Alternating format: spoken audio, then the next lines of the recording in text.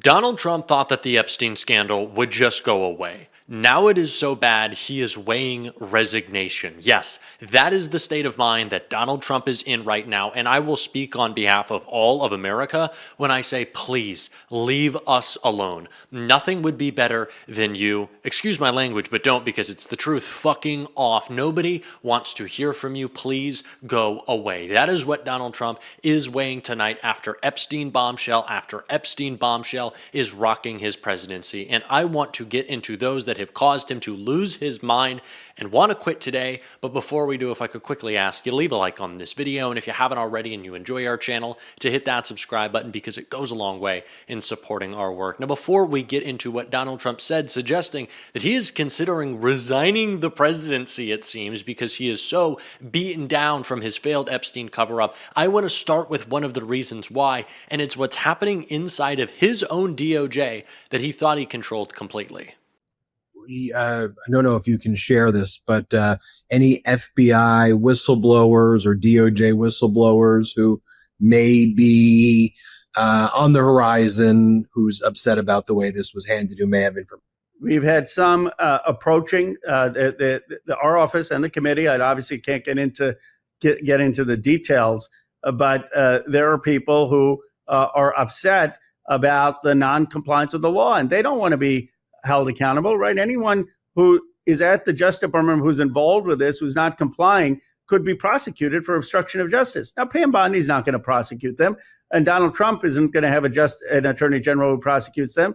But, you know, in 2029, we're going to have a Democratic president, and that Democratic president's going to have an attorney general, and that attorney general is going to prosecute the law, not out of vindictiveness, out of just saying that you can't commit crimes and get away with it.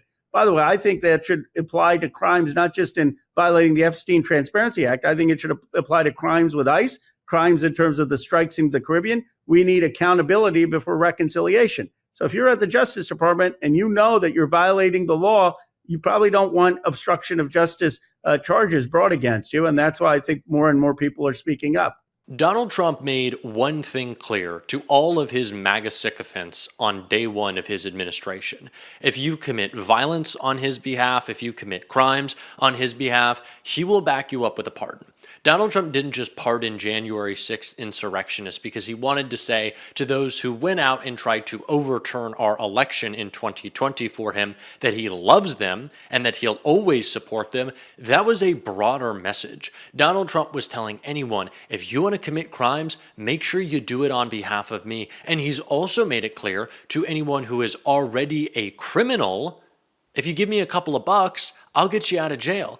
Do you know why Nicki Minaj was at the Turning Point USA conference? Do you know why she's become such a big Trumper? Well, it's partially because she's an anti-vaxxer and clearly has lost her mind. Not that I really followed Nicki Minaj's cognitive or political state all that closely before Trump. It is because multiple members of her family, including her husband, need pardons. And those are the type of people who stick up and love Donald Trump. Right, that they're happy to coddle him and to say, oh, dear leader, you're the greatest, because they want to get something out of him, and they know that they can. But what's happening inside the DOJ right now is a revolt against that as Donald Trump covers up, and Jamie Raskin broke down the perfect description of that cover-up right here. What of this do you think falls into the category of protecting victims, and what falls into the category of cover-up? Because obviously, there is a very strong interest in making sure the victims are protected. Yeah, I'd say probably 0 and 100. They've not shown any deference or respect for the victims at all, for the survivors of this nightmare. And it's all about covering up things that, for whatever reason, Donald Trump doesn't want to go public, either about himself, other members of his family, friends, Jeffrey Epstein, or just the social business cultural network that he was involved in for at least a decade, if not longer. So do you think this actions that the Department of Justice are taking on this are specifically designed to protect Donald Trump?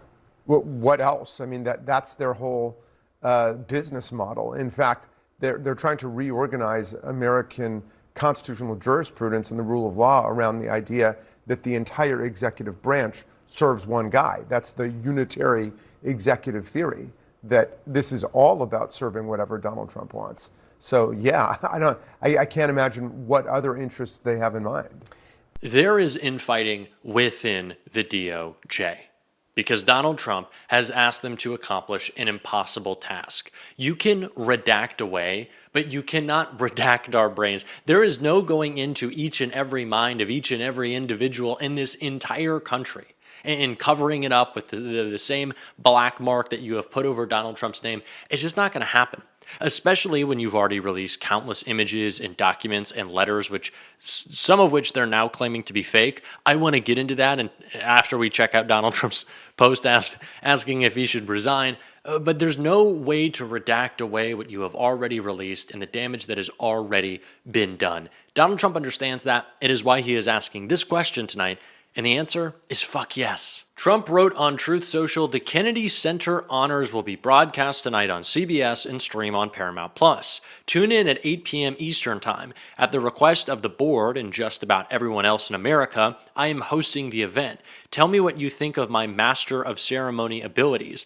It really good. Would you like me to leave the presidency in order to make hosting a full-time job? We will be honoring true greats in history of entertainment, Sylvester Stallone, and I don't need to read off the other MAGA sycophants. Do we want you to quit the presidency to make hosting your full-time job? I don't care what your full-time job is.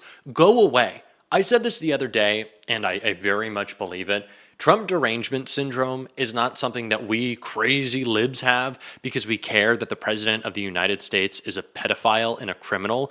Donald Trump thinking we all want to hear from him at every fucking hour of the night and all the time about everything and that he just must chime in and be the center of attention is the Trump derangement syndrome. It is the derangement that he has, that he thinks that we want to hear from him. That just because mommy and daddy didn't give him enough love and hugs means that he has to be fulfilled by making the rest of the world a worse place by being forced to look at him. That is not the case. And it is funny that he is the biggest attention whore in America, I guess besides maybe like Nancy Mace. I don't know, there's a long list of people. Maybe Erica Kirk. Maybe Donald Trump is competing with Erica right now. She certainly has more sparklers behind him. But behind her. It's interesting, Donald Trump wants all this attention, and now he doesn't. Now that we're actually paying attention to something that matters and something that really upsets him.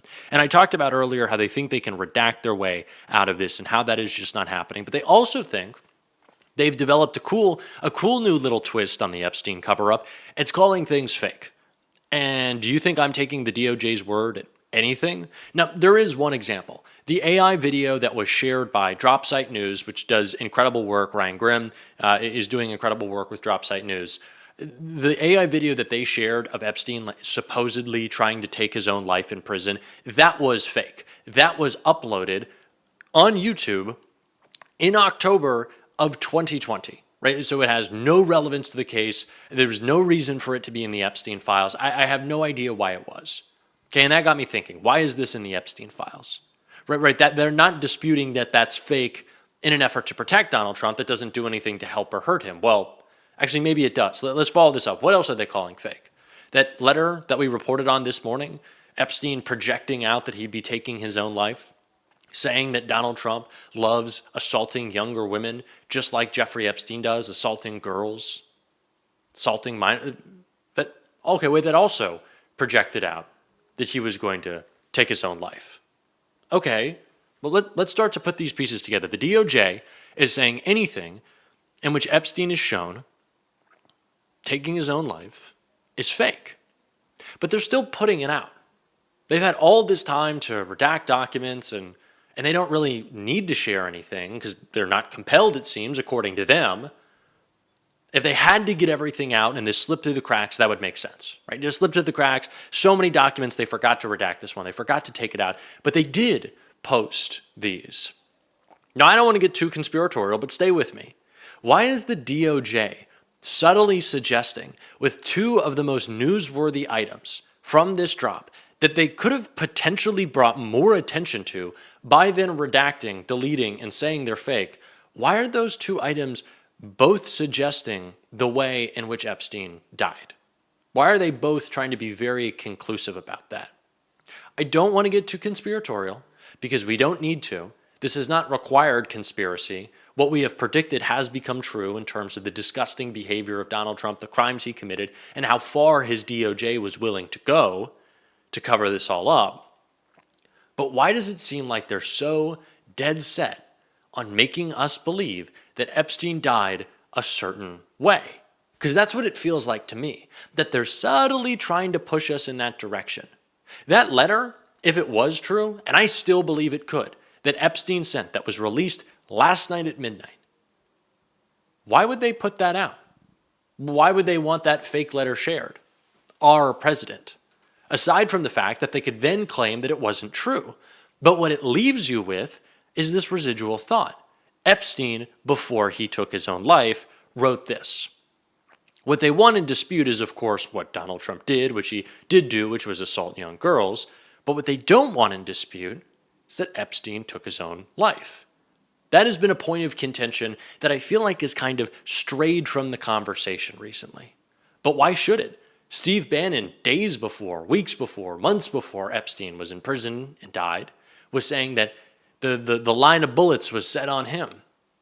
He said that he was Donald Trump's biggest nightmare. Epstein said that Trump must wake up in the middle of the night sweating bullets, knowing that Epstein and Bannon are friends, well aware that the president, the most powerful person in the world, alongside his attorney general, who had his own connections to Epstein, wanted him dealt with.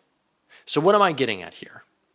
Well, aside from the fact that this has caused so much strife for Donald Trump that he wants to resign, it seems like they're focused on one thing, not just trying to blur our focus or assert that everything Donald Trump did was great, because they know they can't get away with that. They're stupid, but at this point they must know they can't get away with that. There's one question they don't want us asking, though. There's one question they want us to believe has already been answered, and that is the cause of Epstein's death. And for me, of course, what Donald Trump did alongside Epstein is the most important thing to uncover. The abuse that they carried out in getting justice for the survivors is of the utmost importance. But as I've been saying all along, I think this goes back to the first administration. It obviously does. If a U.S. attorney was warning that Donald Trump flew with Ghislaine Maxwell all the time, they were having these secret meetings, they were hanging out, he's now implicated with another person who would have testified against Maxwell or against Epstein, whether they be a victim, an accomplice, a co-conspirator, we don't know. But what we do know is the cover-up was happening in the first administration. To what degree, though? To a degree that they wanted Epstein dealt with, that they wanted him gone.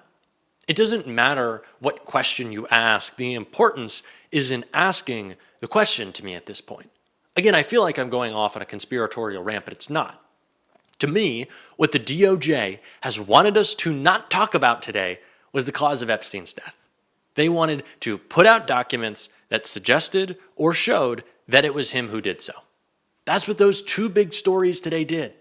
The two biggest items, in my opinion, that were talked about the most did exactly that. So if the DOJ is trying to accomplish something strategic with these releases, in my mind, that could be a goal. So we should ask those questions more. We should push on this issue. The cover-up began in the first term. It began in the first administration. To the extent is what we need to know. We know the abuse was rampant. We know Trump was at the parties. We know he is a pedo. But what do we know about what happened in the first term? Not enough yet. We don't. Those are the questions that I am really, really interested in. That is what I think is important. That connection between Epstein and Bannon, that connection between Epstein and Barr, what Trump was thinking ahead of the 2020 election. I don't know. We need more answers. And we're going to continue to search for them on this show every single day. If you want to support that, as always, you can hit that subscribe button, leave a like on this video if you stuck around to the end, drop a blue heart in the comments. Keep on fighting, y'all. Don't let them silence you. Donald Trump, if you're watching, please fucking resign. No one likes you. Merry Christmas. And until next time, I'll see you soon.